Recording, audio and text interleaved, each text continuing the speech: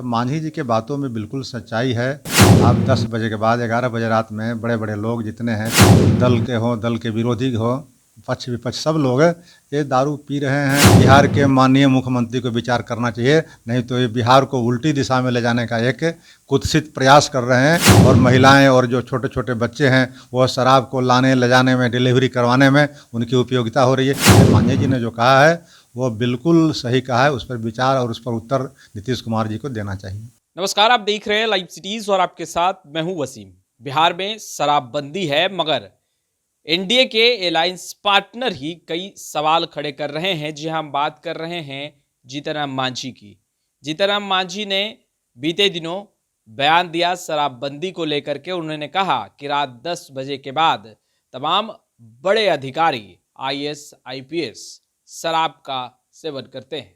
कहीं ना कहीं एक बड़ा सवाल उन्होंने खड़ा कर दिया है शराबबंदी को लेकर। जिस तरीके से मुख्यमंत्री नीतीश कुमार लगातार ये कहते नजर आते हैं कि बिहार में शराबबंदी सफल साबित होगी, जिसको लेकर तमाम दिशा निर्देश जो हैं वो दिए जा रहे हैं। आला अधिकारियों को कहा गया है कि तमाम चीज़ों पर नज़र रखी जाए, पर अब आला अधिकारियों पर ही सवाल खड़े हो रहे हैं। हमारे साथ राजद के कद्दावर नेता रामबली सिंह चंद्रवंशी जी हैं, इनसे बात करेंगे। सर, जीतन राम मांझी ने सवाल उठा दिया है शराबबंदी को लेकर। कह रहे हैं कि बिहार के तमाम बड़े जो अधिकारी हैं, आईएएस आईपीएस हैं, वो शराब का सेवन रात 10 बजे के बाद करते हैं। देखिए, जीतन राम मांझी जी ने जो सवाल खड़ा किया है वो बिल्कुल मुनासिब सवाल है। और इस सवाल की पुष्टि अभी पिछले दिन 2020 में ही जो रिपोर्ट आई थी भारत सरकार का, जिसमें कहा था कि बिहार में लगभग 15% से अधिक शराब का सेवन कर रहे हैं। तो जहां महाराष्ट्र में पूर्णतः वहाँ शराब फ्री है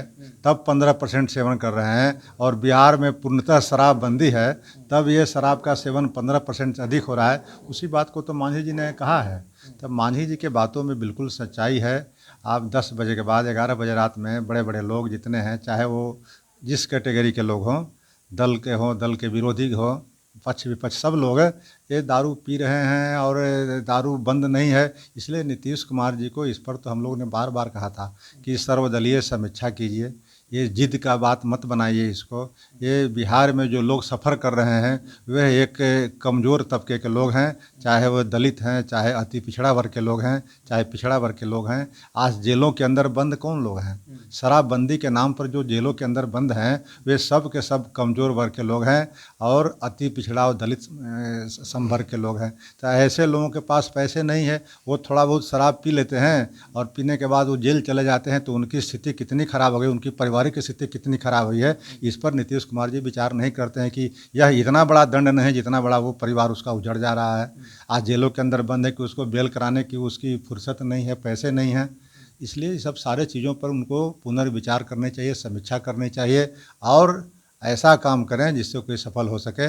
जनता का भी एक, सोसाइटी का भी एक कानून होता है, उसका एक असूल होता है, उसके अनुसार अगर नहीं चलेंगे तो लाख कानून बना दें, कानून कार्यान्वयन नहीं हो सकता है। पर बिना परिणाम और बिना सबूतों के आधार पर इस तरीके का बयान देना आपको लग रहा है उचित है कि तमाम बड़े अधिकारी आईपीएस आईएएस जो हैं वो रात 10 बजे के बाद शराब पीते हैं? उन्होंने तो जजों के बारे में भी ये बातें कही हैं।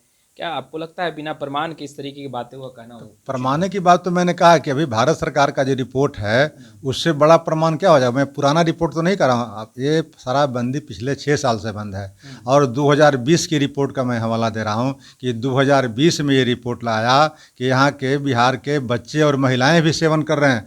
और एक शराबबंदी के बाद एक नई तरह की नशा की प्रवृत्ति चरस और अफीम के नौजवानों में पनपी है। इसलिए इसका क्या क्या आउटफॉल हो रहा है, इन सब बातों पर भी बिहार के माननीय मुख्यमंत्री को विचार करना चाहिए, नहीं तो ये बिहार को उल्टी दिशा में ले जाने का एक कुत्सित प्रयास कर रहे हैं। इसका बहुत ही खराब असर पड़ेगा। ये शराबबंदी नहीं हो पाएगी, लेकिन इसके और कुपरिणाम सामने आ रहे हैं। गरीबों को जेलों में बंद किया जा रहा है और नौजवान जो तबका है उसमें अलग तरह की एक चरस और अफीम के प्रति वो मुखातिब हो रहा है। और महिलाएं और जो छोटे छोटे बच्चे हैं वो शराब को लाने ले जाने में, डिलीवरी करवाने में उनकी उपयोगिता हो रही है। तो ये सब बातों पर भी विचार करने की ज़रूरत है। इसलिए मांझी जी ने जो कहा है वो बिल्कुल सही कहा है। उस पर विचार और उस पर उत्तर नीतीश कुमार जी को देना चाहिए। ठीक है, समीक्षा बैठक तो लगातार हो रही है रामबली जी। आप लोगों को क्या लगता है, क्या बिहार में शराबबंदी जो है वो कायम रखनी चाहिए या इसे खत्म कर देना चाहिए? क्योंकि लगातार समीक्षा बैठक तो होती है, लगातार कुछ ना कुछ दिशा निर्देश तो दिए जाते हैं। समीक्षा बैठक सिर्फ पदाधिकारियों को करते हैं वो। समीक्षा बैठक मैंने कहा था कि सर्वदलीय बैठक बुलावें, सबको स्वतंत्र होकर के अपनी बात को सुनना चाहिए। अब पदाधिकारी की बैठक में तो जो नीतीश कुमार जी चाहेंगे वही पदाधिकारी बोलते हैं, तो उनके बीच में बैठक करने से उसकी जवाबदेही वो थानेदार और चौकीदार पर डाल देते हैं। तो थानेदार और चौकीदार से ये शराबबंदी पूरी तरह से सफल होने की बात है। तो जब पूरी तरह से हम सफल नहीं हो पा रहे हैं तो इस पर विचार करने की ज़रूरत है कि आखिर हमारा का बोतल नेक कहाँ कहाँ है। उस बोतल नेक को हमको भरने की ज़रूरत है, बंद करने की ज़रूरत है। तो उस पर जब तक नीतीश कुमार जी स्वतंत्र नहीं होंगे, निष्पक्ष नहीं होंगे, तब तक उनके पास सच्चाई सामने नहीं आएगी।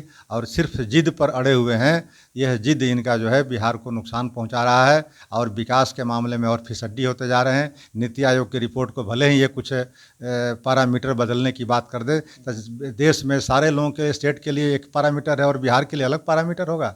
आज विकास के मामले में बिहार निचले पावदान पर है। आप गरीबी रेखा से नीचे जीने वाले की संख्या देखेंगे 52% हो गया है। इसका मतलब कि बिहार जो है बिल्कुल नीचे फिसड्डी जा रहा है। बिहार का विकास का मॉडल जो है वो निश्चित रूप से बदलने की ज़रूरत है, उस पर पुनर्विचार करने की ज़रूरत है। ये सब सारे सवालों से लेकर के नीतीश कुमार को पुनः समीक्षा करने की ज़रूरत है।